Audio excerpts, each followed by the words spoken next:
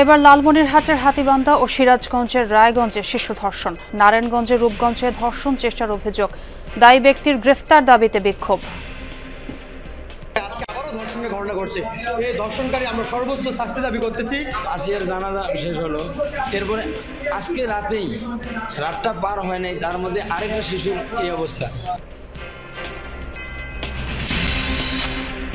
দুদফা জানাজা শেষে মাগুরায় দাফন করা হলো শিশু আসিয়াকে। বিচারের দাবিতে মশাল ও কফিন মিছিল।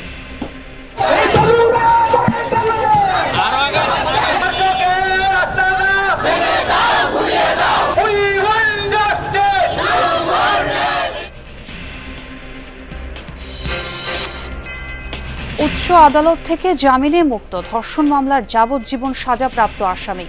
আইন উপদেষ্টার আশ্বাসের পরও মেলেনি প্রতিকার, হতবাক স্বজন আর আইনজীবীরা। আমরা এই পিপিরা যদি চিল্লায় গলা ফাটাই দিই, এটাতে কোনো কিছু যায় আসে না। বিচারককেও একটু সচেতন হতে হবে, ঘরে যারা মা বোনরা আছে তাদেরকে একটু সচেতন হবে, আমাদের জনগণকে সচেতন হবে। 5টি সংস্কার কমিশনের সুপারিশ সম্পর্কে এখনই মতামত জানাবে না বিএনপি, জামাত সহ বেশ কিছু দল। টিকচিহ্নের সিদ্ধান্ত জানাতে অনীহা, আলোচনার জন্য সময় চান নেতারা। চলে গেলেন ঢাকা বিশ্ববিদ্যালয়ের সাবেক উপাচার্য অধ্যাপক আরেফিন সিদ্দিক। ধানমন্ডিতে জানাজা শেষে আজই দাফন করা হবে আজিমপুরে। আর ওনার জানাজা হবে আগামীকালকে বাদ জুমা ঈদগাহ মসজিদ, ধানমন্ডি ঈদগাহ মসজিদে, এবং দাফন হবে হলো আজিমপুর কবরস্থানে। আমার মা বাবার কবর, আমার দাদির কবর, ওই কবরের উপরেই ওনার দাফন হবে ইনশাআল্লাহ। 4 দিনের ব্যস্ত সফরসূচি জাতিসংঘ মহাসচিব অ্যান্টনিও গুতেরেসের। প্রধান উপদেষ্টার সঙ্গে বৈঠকের পর যাবেন কক্সবাজার রোহিঙ্গা ক্যাম্পে। ক্রিপ্টোকারেন্সি ঘিরে প্রতারণা, নকল ওয়েবসাইটে বিনিয়োগ করে সর্বশান্ত অনেকে। অর্থ পাচারেও ব্যবহার হচ্ছে সব ডিজিটাল মুদ্রা। এই বিটকয়েন বা ক্রিপ্টোকারেন্সি বা ডিজিটাল কারেন্সি আমাদের দেশে বৈদেশিক মুদ্রার পাচারের অন্যতম একটি মাধ্যম হিসেবে ব্যবহার হয়। আরব বিশ্বের চাপে গাজা ইস্যুতে পিছু হটল যুক্তরাষ্ট্র। ফিলিস্তিনিদের বিতাড়িত করার সিদ্ধান্ত থেকে সরে আসার ইঙ্গিত ট্রাম্পের, স্বাগত জানালো মিশর।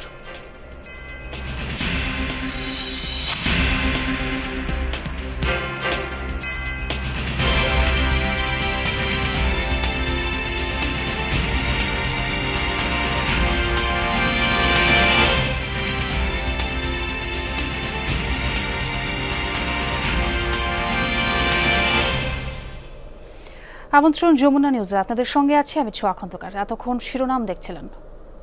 লালমনিরহাট, সিরাজগঞ্জ ও নারায়ণগঞ্জে 2 শিশুকে ধর্ষণ ও 1 শিশুকে ধর্ষণ চেষ্টার অভিযোগ উঠেছে। লালমনিরহাটের ঘটনায় অভিযুক্তকে গ্রেফতার করেছে পুলিশ।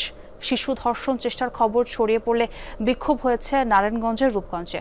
এদিকে মেহেরপুরে শিশু ধর্ষণ মামলার বাদীকে ব্ল্যাকমেইল করার অভিযোগ উঠেছে জামিনে ছাড়া পাওয়া আসামির বিরুদ্ধে। এ নিয়ে হট্টগোল হয় থানায়। লালমনিরহাটের হাতীবান্ধায় বৃহস্পতিবার বিকেলে বাড়িতে একাই ছিল 7 বছর বয়সী শিশুটি। পরিবারের অভিযোগ, এই সুযোগে শিশুটিকে ধর্ষণ করে জহুরুল মোল্লা সাগর নামে এক শ্রমিক। ভুক্তভোগীর চিৎকারে তার মা এগিয়ে এলে পালিয়ে যায় অভিযুক্ত। পরে তাকে আটক করে পুলিশে দেয় স্থানীয়রা। নির্যাতনের শিকার শিশুটিকে নেওয়া হয় সদর হাসপাতালে। অভিযুক্ত সাগরসহ কয়েকজন শ্রমিক সম্প্রতি বরিশাল থেকে হাতীবান্ধায় আসে বিদ্যুতের খুঁটি স্থাপনের কাজ করতে। পরিবারের মামলায় গ্রেফতার দেখানো হয়েছে অভিযুক্তকে। চিল্লাচিল্লির পরে ওই ছেলেটাকে ধরা হয়েছে, ধরা ছেলেটা ক্যাম্পে থানায় দেওয়া হয়েছে। ভিকটিমকে আমরা প্রথমে হাতীবান্ধা উপজেলা স্বাস্থ্য কমপ্লেক্সে আমরা পাঠাই এবং সেখান থেকে আবার উন্নত চিকিৎসার জন্য লালমনিরহাট সদর হসপিটালে পাঠানো হয়েছে। নারায়ণগঞ্জের রূপগঞ্জে 7 বছরের এক শিশুকে ধর্ষণ চেষ্টার অভিযোগ উঠেছে বাড়ির পাশের এক মুদি দোকানদারের বিরুদ্ধে। স্বজনরা জানায়, বৃহস্পতিবার দোকানে মশার কয়েল কিনতে গেলে মেয়েটিকে ধর্ষণের চেষ্টা করে ইব্রাহিম। এই খবর ছড়িয়ে পড়লে অভিযুক্তকে আইনের আওতায় আনার দাবিতে বিক্ষোভ করে এলাকাবাসী। শিশুটিকে উদ্ধার করে পাঠানো হয় হাসপাতালে। বাহ্যিকভাবে শিশুটি এখন সুস্থ রয়েছে, বাট ডক্টর যেটি বলেছেন যে তারা টেস্ট করার পরে মূলত বুঝতে পারবেন আসলে কতটুকু ক্ষতি হয়েছে। আমরা আশা করছি আগামী 24 ঘন্টার মধ্যেই আমরা অপরাধীদেরকে ধরতে পারবো। সিরাজগঞ্জের রায়গঞ্জে এক শিশুকে ধর্ষণের অভিযোগ উঠেছে প্রতিবেশী কিশোরের বিরুদ্ধে।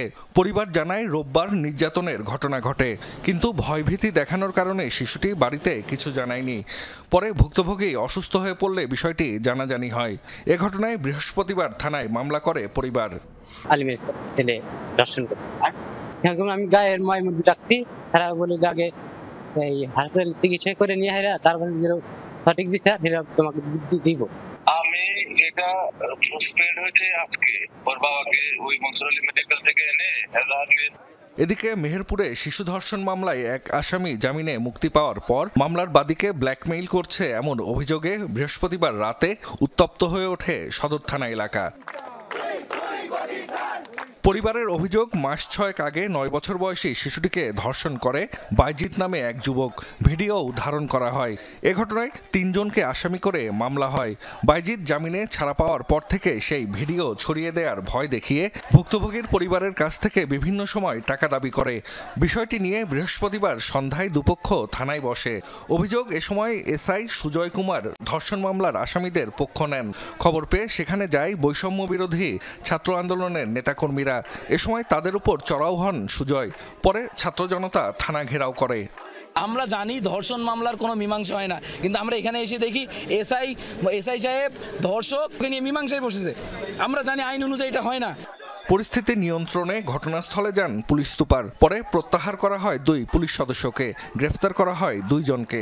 যে পুলিশ সদস্যের বিরুদ্ধে কমপ্লেইন ছিল সেই পুলিশ থানায় সংযুক্ত, তাকে আপনারা মেহেরপুরে আর কাজে কর্মরত দেখতে পাবেন না। দর্শকের বাবা সহ যারা রেসপন্সিবল, যাদেরকে আপনারা অ্যারেস্ট করতে বলছিলেন জামিনে মুক্ত, তাদেরকে রি-অ্যারেস্ট করার জন্য আমাদের টিম বাইরে আছে। পুলিশ সুপারের আশ্বাসে গভীর রাতে থানা থেকে সরে যায় ছাত্র জনতা। জাহিদ হাসান, যমুনা নিউজ। 2 দফা জানাজা শেষে দাফন করা হলো মাগুরায় ধর্ষণের শিকার শিশু আসিয়াকে। বৃহস্পতিবার বিকেলে হেলিকপ্টারে করে তার মরদেহ নিয়ে যাওয়া হয় মাগুরায়। নোমানী মাঠ ও নিজ বাড়ি জারিয়ায় জানাজার পর চিরনিদ্রায় শায়িত করা হয় আসিয়াকে। জানাজায় অংশ নেওয়া প্রত্যেকে আসিয়ার আত্মার মাগফিরাত কামনা পাশাপাশি চান ধর্ষকদের দৃষ্টান্তমূলক শাস্তি।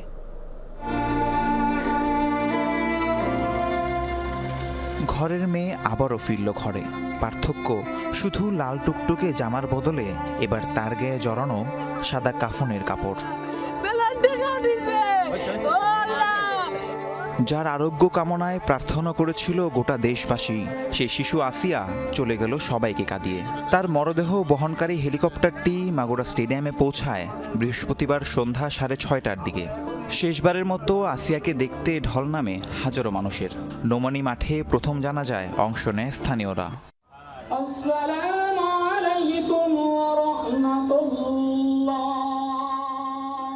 এরপর আসিয়ার গ্রামের বাড়ি জারিয়ায় দ্বিতীয় জানাজা অনুষ্ঠিত হয়।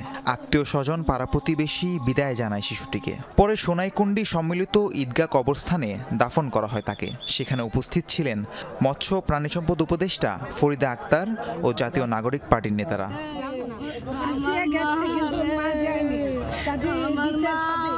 ধর্ষক এবং খুনি একই সাথে, তাদের বিরুদ্ধে ইতিমধ্যেই তাদের সবাইকে গ্রেফতার করেছে এবং আপনারা জানেন যে 90 দিনের মধ্যেই পুরো বিচারিক কার্যক্রম সম্পন্ন করার জন্য ইতিমধ্যেই পদক্ষেপ নেওয়া হয়েছে।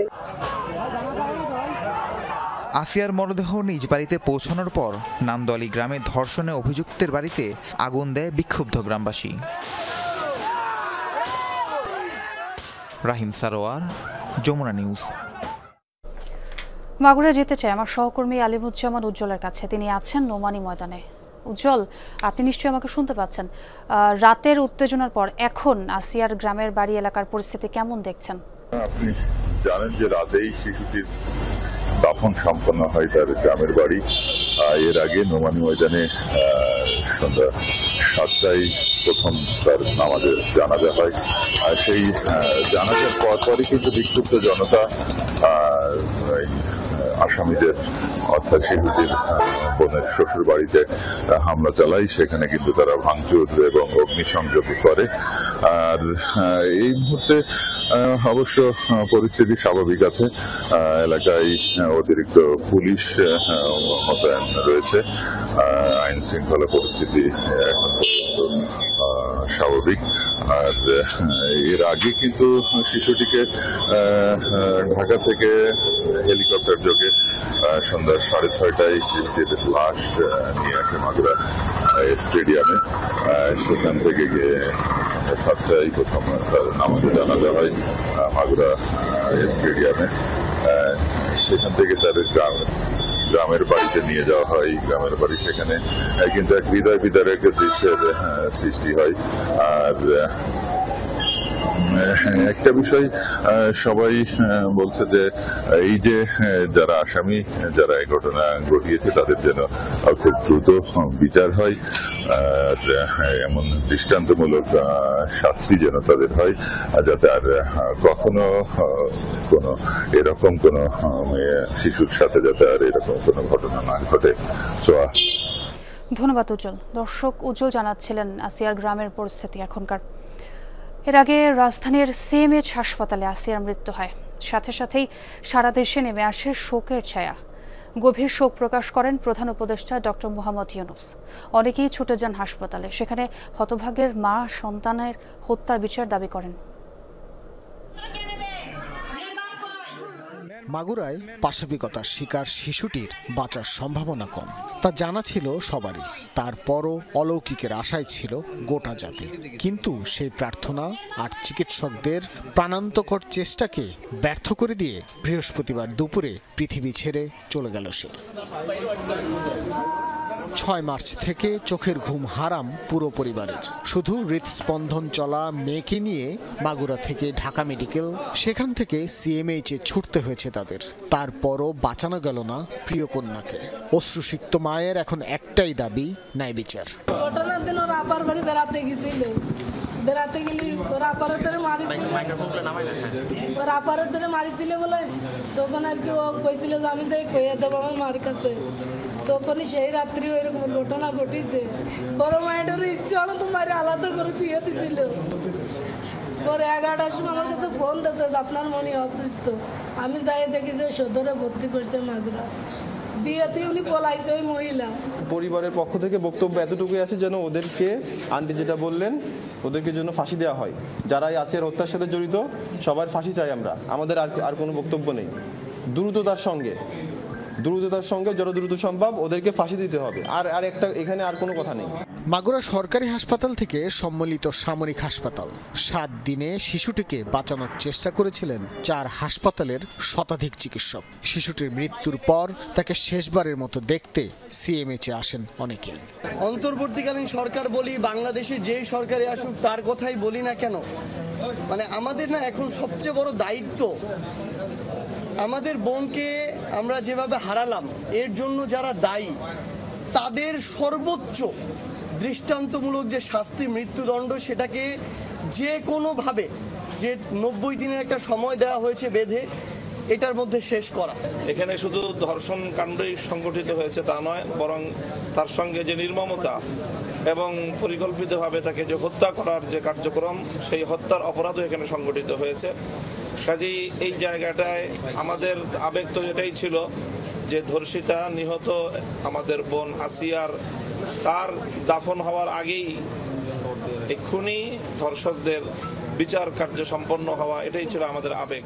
ফুলের মতো পবিত্র এই শিশুর অকালে ঝরে যাওয়া মেনে নিতে পারছেন না কেউই। শিশুটির মৃত্যুতে শোক জানিয়েছেন প্রধান উপদেষ্টা ডক্টর মোহাম্মদ ইউনূস। আমরা সবাই শোকাহত। আমরা আমাদের সর্বোচ্চ চেষ্টা করেছি এই শিশুটিকে বাঁচিয়ে রাখার জন্য। আমাদের মিলিটারি ডক্টররা প্রাণান্তকর চেষ্টা করেছেন। চিফ অ্যাডভাইজার নিজে নির্দেশ দিয়েছেন, উনি তো আজকে শোক প্রকাশ করেছেন এই মৃত্যুতে। ময়নাতদন্ত শেষে শিশুটির নিথর দেহ হেলিকপ্টারে করে নিয়ে যাওয়া হয় তার জন্মস্থান মাগুরার শ্রীপুর উপজেলায়। ভাস্কর ভাদুরী, যমুনা নিউজ, ঢাকা। শিশু আসিয়ার ধর্ষকদের দৃষ্টান্তমূলক সর্বোচ্চ শাস্তির দাবিতে মশাল ও কফিন মিছিল হয়েছে ঢাকা বিশ্ববিদ্যালয়ে। ভিসি চত্বরে হয়েছে গায়েবানা জানাজা। এসব প্রতিবাদ সমাবেশ থেকে অপরাধীর কঠোর শাস্তির দাবি জানানো হয়েছে।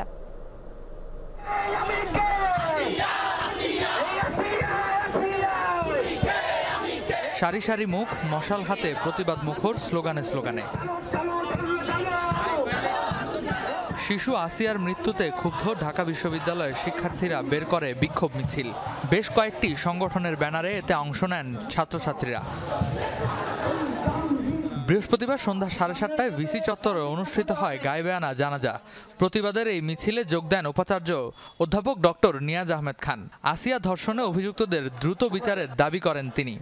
দ্রুততম সময়ে বিচার হবে, ন্যায্যতা প্রতিষ্ঠিত হবে এবং এই শিশুটির জন্য আমাদের পুরো জাতি, পুরো দেশ দোয়া করছে।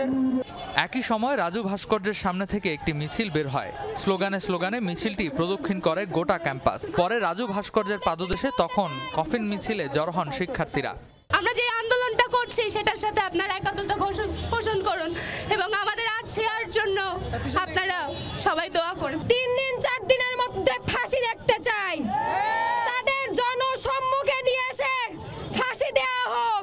ধর্ষকের মৃত্যুদণ্ড দেখতে চাই, এর বাইরে আমরা কোনো পদক্ষেপ দেখতে চাই না। আমরা শুধুমাত্র এবং শুধুমাত্র মৃত্যুদণ্ড দেখতে চাই। আরো অনেক আসিয়া আমাদের প্রত্যন্ত অঞ্চলগুলোতে দিনের পর দিন ধর্ষণের শিকার হচ্ছে, যৌন নিপীড়নের শিকার হচ্ছে, কিন্তু এগুলো কখনো খবরের কাগজের পাতায় আসে না। সংক্ষিপ্ত সমাবেশ থেকে শিক্ষার্থীরা ধর্ষণের আইন পরিবর্তনের মাধ্যমে সর্বোচ্চ শাস্তি নিশ্চিতের আহ্বান জানান। রেদওয়ান আহমেদ, যমুনা নিউজ, ঢাকা। মাগুরার শিশু ধর্ষণের বিচারের দাবিতে বিভিন্ন জেলায় মশাল মিছিল করেছেন শিক্ষার্থীরা। রাজশাহীতে ধর্ষণের সাথে জড়িত আসামিদের 48 ঘন্টার মধ্যে ফাঁসি দেওয়ার আলটিমেটাম দিয়েছে ছাত্র জনতা। বৃহস্পতিবার রাত 8টার দিকে নগরীর আলুপট্টি মোড় থেকে এই দাবিতে মশাল মিছিল বের করে শিক্ষার্থীরা। মিছিলটি নগরীর গুরুত্বপূর্ণ সড়ক প্রদক্ষিণ করে সাহেব বাজারে এসে শেষ হয়। সেখানে সংক্ষিপ্ত সমাবেশ করে তারা। চট্টগ্রামে আসিয়ার গায়েবানা জানাজা হয়। এ সময় বৈষম্য বিরোধী ছাত্র আন্দোলন ও জাতীয় নাগরিক পার্টির নেতাকর্মী সহ নানা শ্রেণী পেশার মানুষ অংশগ্রহণ করে। ধর্ষণের সর্বোচ্চ শাস্তি কার্যকরের পাশাপাশি দোষীদের দ্রুত বিচারের দাবি জানানো হয় এই জমায়েত থেকে। আসিয়ার শোকে মোমবাতি প্রজ্বলন কর্মসূচি পালন করেছে শাহজালাল বিজ্ঞান ও প্রযুক্তি বিশ্ববিদ্যালয়ের শিক্ষার্থীরা। রাতে বিশ্ববিদ্যালয়ের মুক্ত মঞ্চে এই কর্মসূচি পালন করে তারা। এ সময় তারা ধর্ষণ বিরোধী নানা স্লোগান দেয়। ঘটনায় জড়িত অভিযুক্তদের সর্বোচ্চ সাজা এবং দেশে নারী ও শিশু নির্যাতন রোধে পদক্ষেপ গ্রহণের আহ্বান জানান।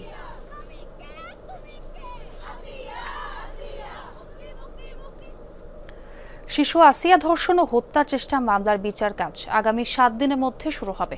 এর পরবর্তী 7 দিনের মধ্যে বিচার কাজও শেষ করা সম্ভব হবে বলে আশাবাদী আইন উপদেষ্টা ডক্টর আসিফ নজরুল। বৃহস্পতিবার আইন উপদেষ্টা জানিয়েছেন, আসিয়া ধর্ষণ ঘটনার ডিএনএ রিপোর্ট 5 দিনের মধ্যে পাওয়া যাবে আর মামলার বিচার শুরু হবে 7 দিনের মধ্যে।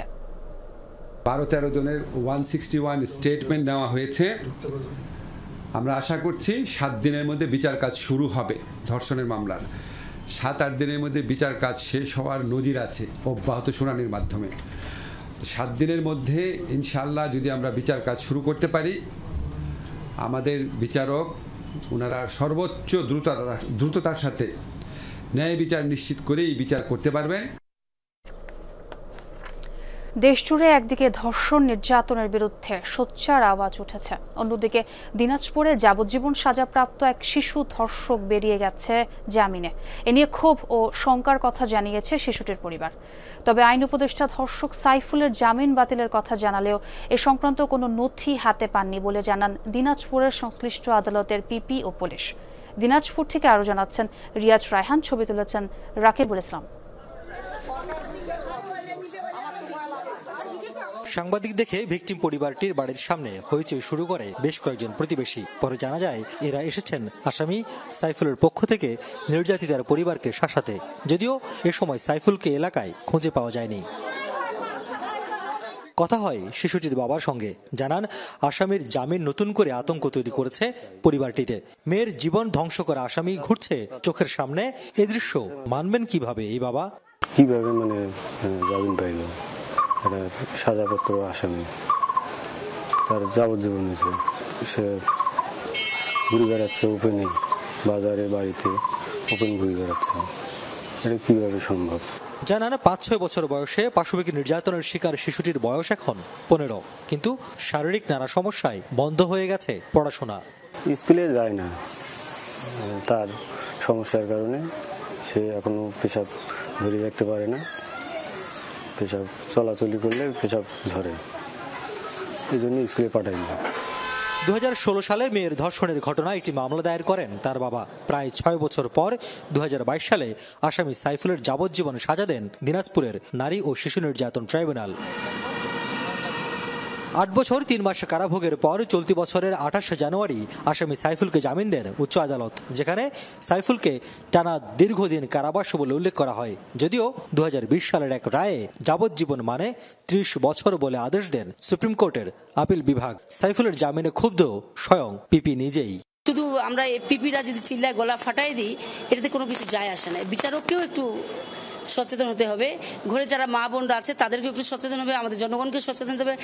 বর্তমান ধর্ষণটা এত বেশি বেড়ে গেছে যে মানে এটা বলা যায় না, ঘরে ঘরেই ধর্ষণ হচ্ছে। ভিকটিম শিশুটিকে ঘটনার পর থেকে আইনি সহায়তা দিয়ে আসছে স্থানীয় একটি বেসরকারি সংস্থা। আসামির জামিনে উদ্বেগ জানিয়েছেন সংস্থাটির নির্বাহী পরিচালক। একটা যাবজ্জীবন দণ্ডপ্রাপ্ত আসামি তার কিভাবে জামিন হতে পারে, এটা কিন্তু আমরাও মানে খুবই একটা বিচলিত অবস্থার মধ্যে পড়ে গেলাম। এবং এটা হলো যে আসলে কমিউনিটির ব্যাপার, তো তারা তো একটা গ্রামে থাকে, গ্রামের মানুষ। যখন এই নিউজটা তারা পেয়েছে তারা তো মানে ভীষণ উৎকণ্ঠিত এবং তারা সঙ্গে সঙ্গে আমাদের সঙ্গেও যোগাযোগ করছে।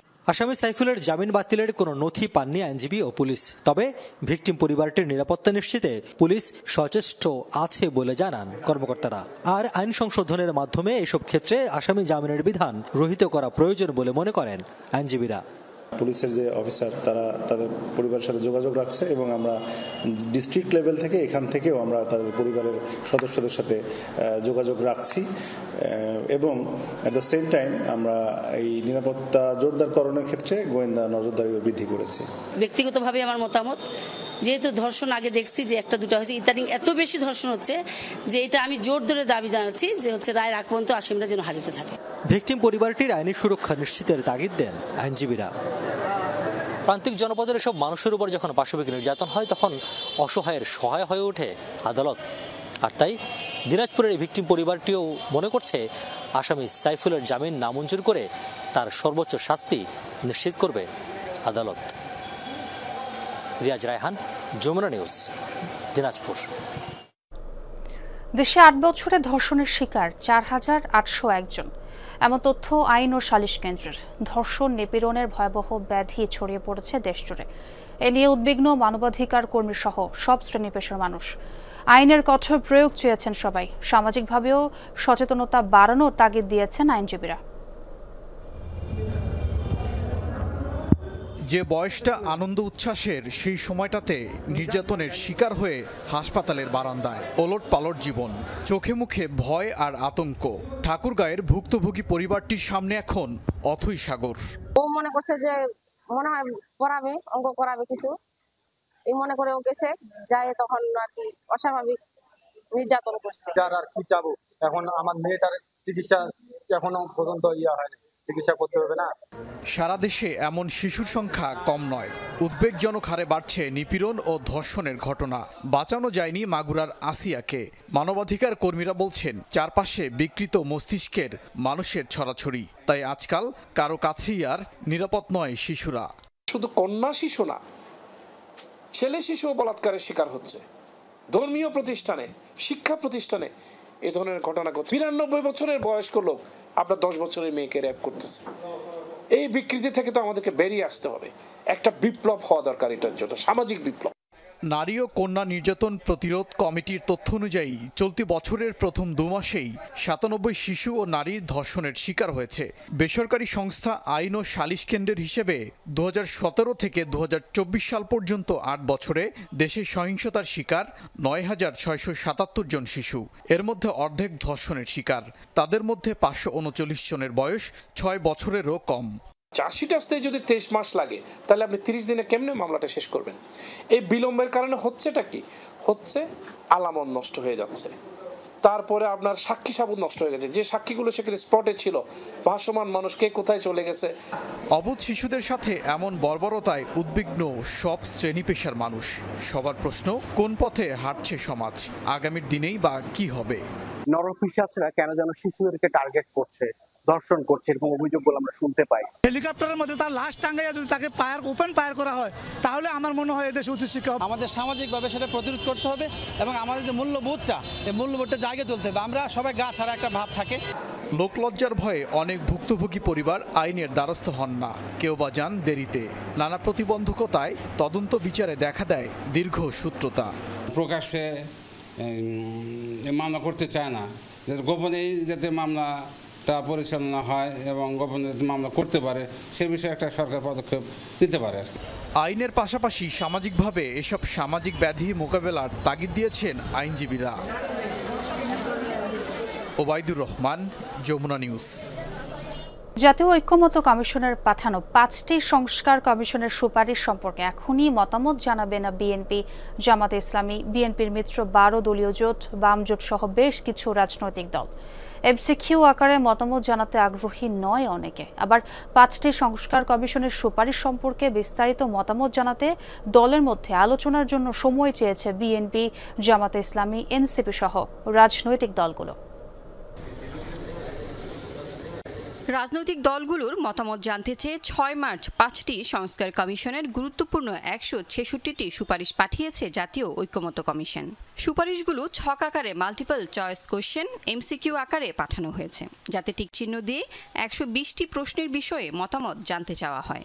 সুপারিশের বিষয়ে একমত, একমত নই ও আংশিকভাবে একমত, এই 3টি বিকল্প রাখা হয়েছে এবং সময় ও বাস্তবায়নের ক্ষেত্রে 6টি বিকল্প। এর বাইরে মন্তব্যের জন্য আলাদা ঘর রাখা হয়েছে। এমসিকিউ পদ্ধতি অর্থাৎ টিকচিহ্ন দিয়ে মতামত জানাতে অনীহা প্রকাশ করেছে বৃহত্তর রাজনৈতিক দল বিএনপি। দলটি পুরো সংস্কার নিয়ে মতামত বিস্তারিত জানাবে কমিশনকে। এগুলো কোনগুলোর সাথে আমরা একমত, দ্বিমত অথবা আমাদের অন্যরকম মন্তব্য আছে, সেটা আমরা দিতে পারি, সেটা আমরা দেব বিস্তারিত, বাট এই এমসিকিউ টিকমার্কে যাব না। 13 মার্চ মতামত জমা দেওয়ার সময়সীমা থাকলেও জমা দিচ্ছে না জামায়াতে ইসলামী, নাগরিক ঐক্য, গণসংহতি আন্দোলন, গণ অধিকার পরিষদ, 12 দলীয় জোট সহ বেশ কিছু দল। এদের কেউ কেউ ঐক্যমত্য কমিশনের কাছে আরও সময় চেয়েছে। 2টা কমিটি করেছি এবং সেই 2 কমিটির উপর ওয়ার্ক করতেছে, তো তাদের ওয়ার্ক প্রায় শেষ পর্যায়ে আছে। আজকে আমরা আমাদের যে হাইয়েস্ট বডি আছে নির্বাহীতে এটা আমরা আলোচনা করব, তো সেখান থেকে এটা চূড়ান্ত হলেই আমরা জমা দেব। টিক মার্কের ইস্যুটা খুবই কমফোর্টেবল না, কাজটা হিউজ। ধরেন একটা কমিশনই রিপোর্ট দিয়েছে প্রায় 1,500 পৃষ্ঠার মতো, সেটা সিনপসিস তাও 250 পৃষ্ঠা, এবং সিনপসিস মানগুলো নির্যাসটা ভালো করে পড়তে হয়। কালকে মাত্র কোনো রিপোর্ট ফাইল দিয়ে দিয়েছে, মানে বলেছে যে আমাদের কিছু কিছু জায়গায় কারেকশন করার দরকার ছিল, আমরা এখন দিলাম। ফলে এটা চাইলেও মানে পালিয়ে যেত তাড়াতাড়ি। আমরা একমত নয়, আংশিক একমত, তারপর হচ্ছে এগুলো যদি একমত না হয়ে থাকে তাহলে কখন এগুলো বাস্তবায়ন করব, এই প্রসেসটা মানে এক্সিলেন্ট। তাহলে ট্রান্সপারেন্সি হচ্ছে এনশিওর হয়েছে, মানুষ জানবে যে কাদেরকে ভোট দিচ্ছে, কারা হচ্ছে কোন বিষয়ে একমত ছিল, কারা একমত ছিল না। যত তাড়াতাড়ি রাজনৈতিক দলগুলো ঐক্যমতে পৌঁছবে তত তাড়াতাড়ি জাতীয় সনদ তৈরি হবে, যার উপর ভিত্তি করে নির্বাচনী রোডম্যাপ ঘোষণা হতে পারে, জানিয়েছেন ঐক্যমত্য কমিশনের সদস্যরা। লাভলি বিথি, যমুনা নিউজ, ঢাকা। ঢাকা বিশ্ববিদ্যালয়ের সাবেক উপাচার্য এবং গণযোগাযোগ ও সাংবাদিকতা বিভাগের অধ্যাপক আরিফিন সিদ্দিক আর নেই। তার বয়স হচ্ছিল প্রায় 71 বছর। গত 6 মার্চ ইফতার কিনতে গিয়ে অসুস্থ হয়ে পড়েন তিনি। এরপর তাকে ইব্রাহিম কার্ডিয়াক হাসপাতালে নিয়ে যাওয়া হয়। সেখানে চিকিৎসা শুরুর পর তাকে নিউরো আইসিইউতে স্থানান্তর করা হয়। এরপর থেকে তিনি সেখানেই লাইফ সাপোর্টে ছিলেন। লাইফ সাপোর্টে ছিলেন কয়েকদিন ধরে। অবশেষে চূড়ান্ত সিদ্ধান্ত জানিয়ে দেন ইব্রাহিম কার্ডিয়াক হাসপাতালের চিকিৎসকরা। বৃহস্পতিবার রাত 10:45 খুলে ফেলা হয় তার অক্সিজেন সংযোগ। চিরবিদায় নেন ঢাকা বিশ্ববিদ্যালয়ের সাবেক উপাচার্য অধ্যাপক আরিফিন সিদ্দিক। আমরা 7 ভাই 4 বোন, উনি হচ্ছেন সবার বড় এবং আমি সেকেন্ড। ওনার একটাই মেয়ে, ওনার মেয়ে আমেরিকায় আপনার ওই জন হপকিন্সে পিএইচডি করছে। পরিবারের পক্ষ থেকে জানানো হয় মস্তিষ্কে রক্তক্ষরণজনিত কারণে মৃত্যু হয়েছে এই শিক্ষকের। গত 6 মার্চ পড়ে গিয়ে মাথায় আঘাত পান তিনি। অবস্থার অবনতি হলে স্থানান্তর করা হয় আইসিইউতে। ইফতারি কিনতে গিয়ে উনি হঠাৎ করে স্ট্রোক করে পড়ে গেছেন, তারপরে ব্রেন হ্যামারেজ হয়ে গেছে। ওই ব্রেন হ্যামারেজ হয়ে যাওয়ার পরেই ওইভাবেই গত 7 দিন, গত বৃহস্পতিবার দিন দুপুর 2:30টার দিকে ঘটনা ঘটেছিল। গণযোগাযোগ ও সাংবাদিকতা বিভাগের এই শিক্ষকের মৃত্যুর খবরে ছুটে আসেন পরিবারের সদস্য, স্বজন ও শুভানুধ্যায়ীরা। বলেন তার হাত ধরেই সাংবাদিকতায় হাতেখড়ি হয়েছে অনেক প্রথিতযশা সাংবাদিকের। তিনি নিজের সম্পূর্ণ জীবনটাই এই দেশের শিক্ষার উন্নয়নে তিনি ব্যয় করেছেন। তিনি বিশ্ববিদ্যালয়টিকে অত্যন্ত সুশৃঙ্খলভাবে পরিচালনা করেছিলেন। ওনার পরিবারের প্রতি সমবেদনা জানাই, ওনার আত্মার মাগফিরাত কামনা করি। কল্পনীয়, এটা এই ধরনের মানুষ আর হবে এটা বিশ্বাস করা কঠিন। তিনি সত্যিকার অর্থে মানবিক গুণাবলী সম্পন্ন, আদর্শবান মানুষ গড়ে তোলার কাজে তার জীবনটা ব্যয় করে গেছেন। আমরা একজন অভিভাবক শূন্য হয়ে গেলাম, এই অপূরণীয় ক্ষতি কখনো পূরণ হবার নয়। শুক্রবার সকাল 11:30টায় ধানমন্ডির বাইতুল আকসা মসজিদে অনুষ্ঠিত হবে ম.শ. আরেফিন সিদ্দিকের প্রথম জানাজা। এরপর বাদ জুম্মা ধানমন্ডি ঈদগাহ মসজিদে দ্বিতীয় জানাজা শেষে আজিমপুরে দাফন করা হবে অধ্যাপক আরেফিন সিদ্দিককে। তানফির সিদ্দিক টিপু, যমুনা নিউজ, ঢাকা। আজ ব্যস্ত সূচি পার করবেন জাতিসংঘ মহাসচিব অ্যান্তোনিও গুতেরেস। ঢাকায় প্রধান উপদেষ্টা ও পররাষ্ট্র উপদেষ্টার সঙ্গে বৈঠকের পর তিনি যাবেন কক্সবাজার রোহিঙ্গা ক্যাম্প পরিদর্শনে। সেখানে তিনি ইফতার করবেন 1 লাখ রোহিঙ্গার সঙ্গে। 4 দিনের সফরে বৃহস্পতিবার বিকেলে ঢাকায় পৌঁছান জাতিসংঘ মহাসচিব অ্যান্তোনিও গুতেরেস। তাকে অভ্যর্থনা জানান পররাষ্ট্র উপদেষ্টা মোহাম্মদ তৌহিদ হোসেন। আজ সকাল 9টায় হোটেলে গুতেরেসের সঙ্গে দেখা করবেন পররাষ্ট্র বিষয়ক উপদেষ্টা তৌহিদ হোসেন এবং রোহিঙ্গা ইস্যু ও অগ্রাধিকার বিষয়ক প্রধান উপদেষ্টার উচ্চ পর্যায়ের প্রতিনিধি ডক্টর খলিলুর রহমান। পরে জাতিসংঘ মহাসচিব সকাল 10টায় প্রধান উপদেষ্টার কার্যালয়ে প্রধান উপদেষ্টা ডক্টর ইউনুসের সাথে দেখা করবেন। বৈঠকের পর গুতেরেস রোহিঙ্গা শিবির পরিদর্শনের জন্য বিমান বাংলাদেশ এয়ারলাইন্সের একটি ফ্লাইটে কক্সবাজার যাবেন। একই ফ্লাইটে থাকবেন প্রধান উপদেষ্টাও। দিনব্যাপী তাদের পৃথক কর্মসূচি শেষে সন্ধ্যায় 1 লাখ রোহিঙ্গার সাথে ইফতার করবেন। আজই ঢাকায় ফিরবেন তারা। শনিবারও থাকছে তার বেশ কিছু কর্মসূচি। সেগুলো শেষে জাতিসংঘ মহাসচিবের একটি প্রেস ব্রিফিং হবার কথা রয়েছে। মডেল মসজিদ নির্মাণে দুর্নীতির অভিযোগ তদন্তের সিদ্ধান্ত নিয়েছে উপদেষ্টা পরিষদ। ধর্ম মন্ত্রণালয়কে এর দায়িত্ব দেওয়া হচ্ছে। এছাড়া স্বল্পোন্নত দেশের কাতারে উন্নীত হতে 2026 সালে বাংলাদেশ এলডিসি গ্র্যাজুয়েশনের প্রস্তুতি নেওয়ার নির্দেশ দিয়েছেন প্রধান উপদেষ্টা। বৃহস্পতিবার দুপুরে তেজগাঁওয়ে প্রধান উপদেষ্টার কার্যালয়ে প্রফেসর মোহাম্মদ ইউনুসের সভাপতিত্বে উপদেষ্টা পরিষদের বৈঠক হয়। পরে ফরেন সার্ভিস একাডেমিতে সংবাদ সম্মেলনে বিস্তারিত জানান প্রধান উপদেষ্টার প্রেস সচিব শফিকুল আলম। সৌদি ফান্ডেড এটা প্রজেক্ট, সৌদি এখানে একটা টাকাও দেয়নি। এটা ট্যাক্স পেয়ার মানিতে এই প্রায় $1 বিলিয়ন এটা একটা প্রজেক্ট। ধর্ম মন্ত্রণালয় এটার একটা ইনভেস্টিগেট করার জন্য একটা কমিটি করে দিয়েছেন। এটার মধ্যে কি ধরনের অন্যায় অনাচার হয়েছে সেগুলো তারা ইনভেস্টিগেট করে দেখবেন। প্রিয় দর্শক, ক্রিপ্টোকারেন্সি সম্পর্কে আপনারা অনেকেই জানেন না। যারা জানেন তাদের কেউ কেউ এরই মধ্যে ধরাশায়ী হয়েছেন টাকা খুইয়ে, লাভবানও হয়েছেন বা হচ্ছেন কেউ কেউ। দেশে বৈধতা না থাকলেও বাড়ছে ক্রিপ্টোকারেন্সির প্রভাব। আতঙ্কের সুরে বাংলাদেশ ব্যাংক ও সিআইডি বলছে অর্থ পাচারে জনপ্রিয় হচ্ছে ক্রিপ্টোকারেন্সির ব্যবহার। অনুসন্ধানে দেখা যাচ্ছে নকল ও অবৈধ ওয়েবসাইটে বিনিয়োগ করে প্রতারিত হচ্ছে অসংখ্য মানুষ। অসাধু চক্র হাতিয়ে নিচ্ছে হাজার কোটি টাকা। তৌহিদ হোসেনের রিপোর্ট, ক্যামেরা ছিলেন শাহরিয়ার কবির সৈকত। ক্রিপ্টোকারেন্সি টাকা, ডলার, রুপির মতো ব্যবহার করা যায়, কিন্তু দেখা যায় না বা ছোঁয়া যায় না। বিশ্বে এখন কোটি কোটি ডলার লেনদেন হচ্ছে এই ভার্চুয়াল মুদ্রায়। ক্রিপ্টোকারেন্সিতে কোনো রাষ্ট্রের নিয়ন্ত্রণ নেই, তাই প্রতারণার অভিযোগও অহরহ। আমাদের কাছে তথ্য আসে, ক্রিপ্টোকারেন্সি প্রতারণার কেন্দ্র হয়ে উঠছে মেহেরপুর। বড় শিকার কিশোর ও তরুণেরা। ডিজিটাল প্রতারণার উৎস খুঁজতে খুঁজতে যমুনা টেলিভিশনের টিম হাজির মেহেরপুর জেলায়। বলা হয় এখানকার বিভিন্ন সুপার এজেন্ট সাব এজেন্ট কিংবা ম্যানেজারদের মাধ্যমে ব্যক্তি বিশেষে এখানে হাত বদল হয় কোটি টাকা, এমনকি এই জেলা থেকে কয়েক হাজার কোটি টাকা বিদেশে পাচার হয়ে গিয়েছে এই ধরনের ডিজিটাল প্রতারণার মাধ্যমে, এমন অভিযোগও মিলেছে। ছেলে বুড়ো সহ এইখানকার জনগোষ্ঠীর একটি মুষ্টিমেয় অংশ এই বিভিন্ন ডিজিটাল অ্যাপের সাথে জড়িত বলে অনেকে এই বিষয়ে কথা বলতে রাজি হননি। তারপরও যমুনা টেলিভিশন কয়েকজনের সাথে কথা বলার সুযোগ তৈরি করেছে, আমরা জানবো তাদের অভিজ্ঞতা। নাম পরিচয় প্রকাশ না করার শর্তে কথা হয় কয়েকজন ভুক্তভোগীর সাথে। মূলত অনলাইন গেম ও বেটিং অ্যাপের সুবাদে ক্রিপ্টোকারেন্সি ও ডলারে বিনিয়োগ করেছেন তারা। বড় অংশ লগ্নি হয়েছে নগদ টাকায় স্থানীয় এজেন্টের মাধ্যমে। কেউ কেউ ব্যবহার করেছেন মোবাইল ব্যাংকিং কিংবা ক্রেডিট কার্ড। এজেন্টরা মনে করেন প্রতি গেমে পায় তো 5,000 10,000 টাকা করে, আর যারা মানে লোকাল রেফার তারা 200 300 500 প্রতি গেমে। 20,000 টাকা যদি ডিপোজিট করি প্রতিদিন যদি 600 টাকা পার কিছু লাগে, তার কিছু লাগে না। এই কারণে মানুষ ধরেন 5 মাস মতন ভালোই চলেছে। 5 মাসে মানুষ কিছু টাকা তুলে ফেলেছে, কারো টাকা তুলতে পারেনি, কেউ বলেছে 3 বছর আশ্বাস দিচ্ছে একটা ভালো একটা বেনিফিট পাবো। লোভ ভিতরে কাজ করবে, তখন এইটাতে কিছু নাই, আপনি জিততে পারবেন না। যত চেষ্টা করেন না কেন আপনার দিন শেষে রাতে আপনার হারিয়ে আসবে। যত টাকায় ঢোকায় না কেন দিন শেষে আমার হারিয়ে আসবে। আপনার দেখাচ্ছে আপনি 2 লাখ টাকা জিতলেন, কিন্তু আপনার পরবর্তীতে 5 লাখ চলে যাবে। আমরাও বিনিয়োগ করে দেখতে চাই, বুঝতে চাই প্রতারণার কৌশল। পরিচয় হলো এজেন্ট শাওনের সঙ্গে। তিনি জানালেন রাশিয়ার বিতর্কিত অ্যাপ ফোর্সেজে বিনিয়োগ করলেই মিলবে অনেক মুনাফা। টাকা দেওয়ার পাশাপাশি ক্লাসও করতে হবে অনলাইনে। এভাবে 2 দফা টাকা দিয়ে যেন বাতাসে মিলিয়ে গেলেন শাওন। বদলে ফেলেন মোবাইল নম্বর। $51 না, আমি পাইছিলাম $76 এনএফটি সেল করে বিএনবি।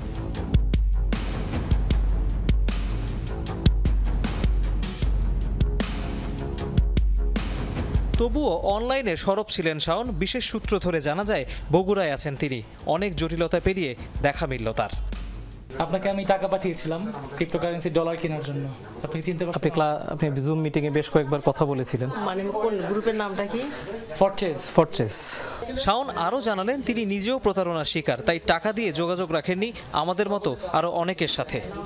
আপনার মনে হয় ব্লক করে দিয়েছিলাম, তখন আমার নিজের কাছে অনেক খারাপ লাগছিল। তারপর থেকে আমি টোটালি ওই কাজটাই বন্ধ করে দিই। এর আগে আমাদের কাছ থেকে যদি শেষ হয়ে থাকে, এর আগে কতজনের কাছ থেকে? এর আগে কতজনের কাছ থেকে না, এর মানে ওইভাবে তো নেই না। এর আগে 2টা মেয়ে কাজ করছিল, বাট তারা ইনভাইট করেছে। তারা তাদের যে $12 তারা খুলছিল $12 দিয়ে। আমি নিজেও এখানে প্রতারিত হয়েছি, বাট তাদের সঙ্গে যে ঝগড়া হয়েছে, আপনার যদি বিশ্বাস নয়, এই যে হাসান নামে একটা ছেলে ছিল যিনি ওই গ্রুপের মেয়ে নিয়ে তার সঙ্গে পর্যন্ত ঝগড়া করে ওই গ্রুপ থেকে বের হয়ে গেছে। কেন্দ্রীয় ব্যাংক বলছে ক্রিপ্টোকারেন্সি ব্যবহার করে অর্থ পাচারের প্রবণতা বাড়ছে, তাই সহসা বৈধ করা যাচ্ছে না এই ডিজিটাল মুদ্রা। আরও ভয়াবহ তথ্য দিল সিআইডি। বাংলাদেশ ব্যাংক দেখেছে যে এই বিটকয়েন বা ক্রিপ্টোকারেন্সি বা ডিজিটাল কারেন্সি আমাদের দেশে বৈদেশিক মুদ্রার পাচারের অন্যতম একটি মাধ্যম হিসেবে ব্যবহার হয়। অতএব যেহেতু এই পাচার কাজ আমাদের কাছে একটা ঘৃণিত, অতএব এই পাচার কার্যকে যদি আমরা প্রতিহত করতে চাই, তবে আপাতত এই ক্রিপ্টোকারেন্সি বা বিটকয়েনের বৈধতা দানের কোনো সুযোগ আমাদের দেশে নেই। বাইন্যান্সে প্রায় $80,000 per day without any kind of proof of documentation আপনি যে কোনো জায়গায় ট্রান্সফার করতে পারবেন, যার জন্য আপনাকে কোনো পেও দেওয়া লাগছে না, কোনো ফিও পরিশোধ করা লাগছে না। পরিসংখ্যান বলছে ক্রিপ্টোকারেন্সি ব্যবহারে এখন বাংলাদেশের অবস্থান বিশ্বে 35তম। তৌহিদ হোসেন, যমুনা নিউজ, ঢাকা। ক্রিপ্টোকারেন্সি প্রতারণা নিয়ে বিস্তারিত দেখবেন আজ রাত 9টায় যমুনা টেলিভিশনের ইনভেস্টিগেশন 360 ডিগ্রি অনুষ্ঠানে। লিবিয়ায় ক্ষুদে শিশুদের নিয়ে আয়োজিত হচ্ছে কোরআন তেলাওয়াত ও আজান প্রতিযোগিতা।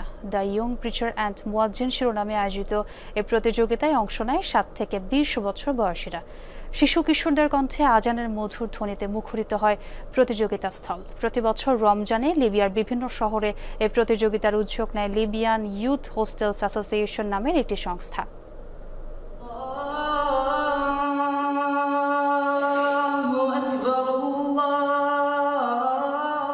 আজানের সুমধুর ধ্বনি, শিশু কিশোরদের কণ্ঠে তা যেন আরও প্রাণবন্ত। লিবিয়ার মিসরাতা শহরে 7 থেকে 20 বছর বয়সীদের অংশগ্রহণে অনুষ্ঠিত হলো আজানের এই প্রতিযোগিতা। কণ্ঠের মাধুর্যতায় যেন একজন ছাড়িয়ে যাচ্ছেন আরেকজনকে। শুধু আজান নয়, সুমধুর কণ্ঠে কোরআন তিলাওয়াতের প্রতিযোগিতায়ও অংশ নিয়েছেন প্রতিযোগীরা। মিসরাতা শহরে আয়োজিত হয়েছে ক্ষুদে শিশুদের নিয়ে দ্য ইয়াং প্রিচার অ্যান্ড মুয়াজ্জিন প্রতিযোগিতা। কুরআন তিলাওয়াতের শ্রেষ্ঠ ক্ষুদে বক্তা ও শ্রুতিমধুরতম আজান দেওয়ার এই আসরে অংশ নেয় 22 শিশু।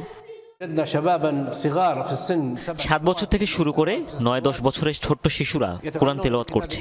এই দৃশ্য মনকেও প্রশান্ত করে। আল্লাহ তাদের বাকপটুতা ও কণ্ঠে অপরিসীম বরকত দান করেছেন। এ কারণেই নিষ্পাপের শিশুগুলোর কণ্ঠে প্রতিটি কোরআনের আয়াত, প্রতিটি বাণী এত মনোরম শোনায়।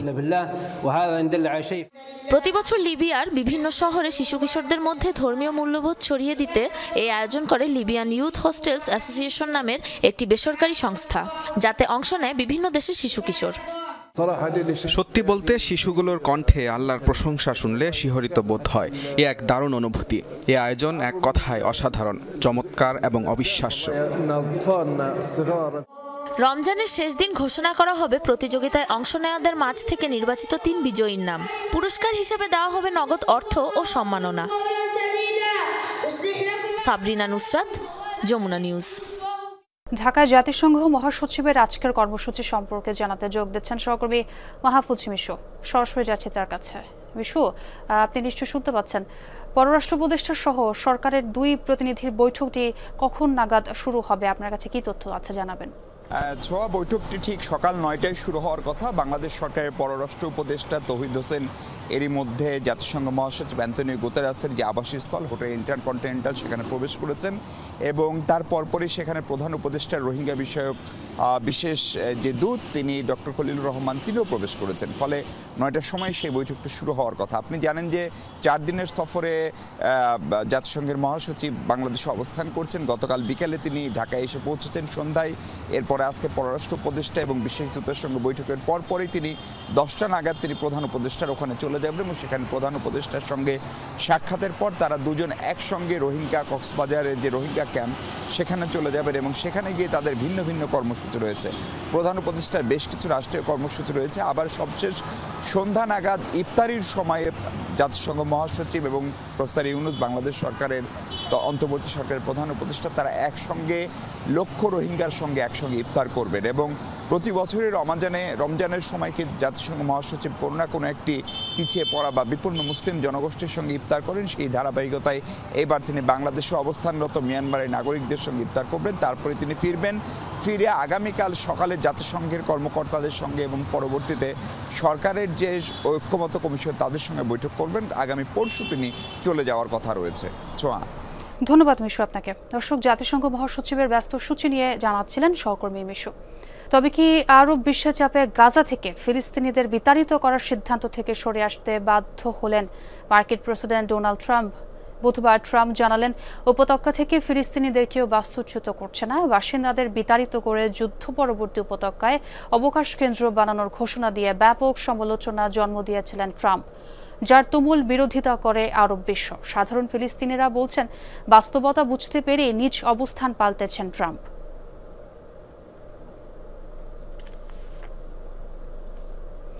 মার্কিন পণ্যের শুল্কারোপের জবাবে এবার ইউরোপের অ্যালকোহলজাত পণ্যের ওপর 200% শুল্কারোপের হুঁশিয়ারি দিয়েছেন যুক্তরাষ্ট্রের প্রেসিডেন্ট ডোনাল্ড ট্রাম্প। বৃহস্পতিবার ট্রুথ সোশ্যাল মিডিয়া এক পোস্টে এই হুমকি দেন তিনি। যুক্তরাষ্ট্রের তৈরি হুইস্কির ওপর ইউরোপীয় ইউনিয়নের 50% শুল্ক প্রত্যাহার না করা হলে কার্যকর হবে এ ঘোষণা জানান ডোনাল্ড ট্রাম্প, যার আওতায় ফ্রান্স সহ ইউভুক্ত অন্যান্য দেশগুলোতে উৎপাদিত অ্যালকোহল, মদ ও শ্যাম্পেইন জাতীয় পণ্য পড়বে। এর আগে বুধবার যুক্তরাষ্ট্র আরোপিত অতিরিক্ত 25% শুল্ক কার্যকর হয় আমদানিকৃত স্টিল ও অ্যালুমিনিয়াম পণ্যের ওপর।